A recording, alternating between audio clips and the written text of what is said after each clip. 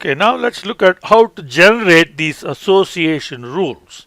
Okay, we will start with a very simple example. Suppose we have a set of transactions that includes what products were purchased by the customers. And to keep it simple, we have only these colors that we are interested in of the faceplate.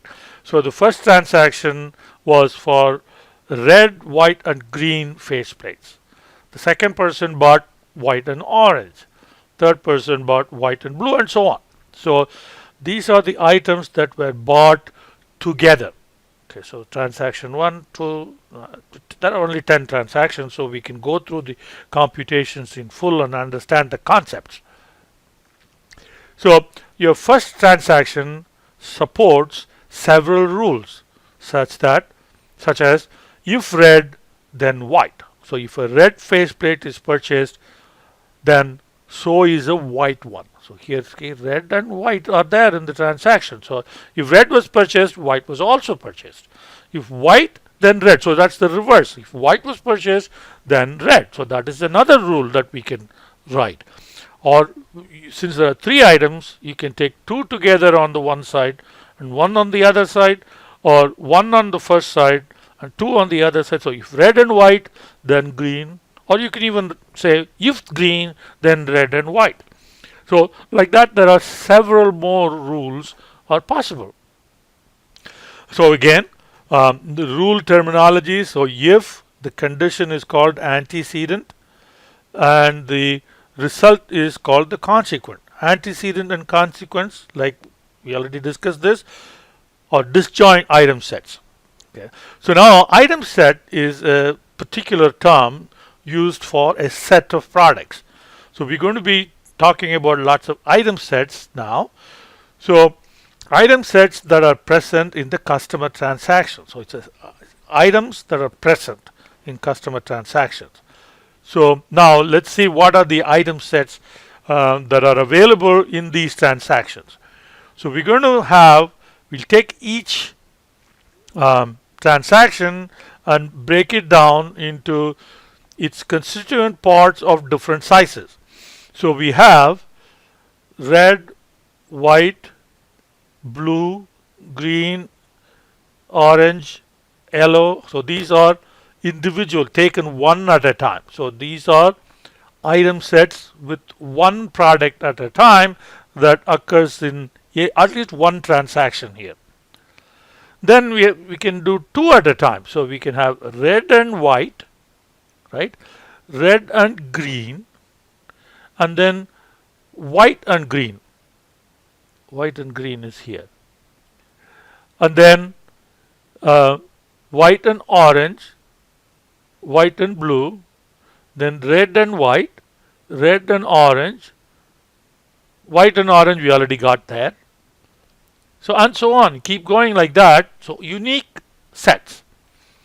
So you have so many unique item sets that can be generated from these transactions. So you take each transaction, break it down into its combinations, and make sure that you don't repeat a given item set one more time. So a given item set should appear only once. So here we got white and orange already. So this white and orange should not be repeated. Now there is the next concept is called frequent item sets. Okay. Ideally, we want to create all possible combinations of items, all possible item sets. But the problem is when you do that, the number of possibilities will grow exponentially as the number of unique items increases. So it becomes computationally very burdensome if we want to generate all possible combinations of the item sets. So the way to solve that is to consider only frequently occurring item sets. So that's what frequent item sets means. Now how do you decide what is frequent item set? So you have to create what is called you have to define what is called support, minimum support. Okay, so you have to define support and then you say minimum support. any item set that meets the minimum support is then called frequent item sets. So what is support? Okay, support for an item set is the number of transactions that include the given item set. Okay, or it can be percentage too. So if you go back to our transactions, so you'll see red appears 1, 2, 3, 4, and 5. Out of 10 transactions, in 5 transactions, red appears. So support for red is 5 or 5 over 10, 50%. And you can do 2 at a time. So for example, you have red and white. So you have red and white one time here, one time here, here, and here. There are 4 occurrences of red and white. So support for the item set red and white is 4 or 4 over 10 transactions, 40%. So now we can compute support for all the item sets. Okay, so for that we need to set up a matrix like this, and we will work this example out in Excel. But let's first understand the concept. So transaction 1, you have red, white, and green. The others are set to 0. And then transaction 2, white and orange, and so on. Now you add the each item this way, then it tells us how many times each color appears in the transaction. So for item set with just one item, okay, so these are the frequent item sets. If we set the minimum support to 2 or 20%, then these are the ones that will qualify.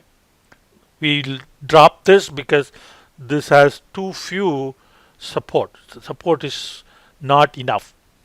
So for one item sets, these are the ones will be selected.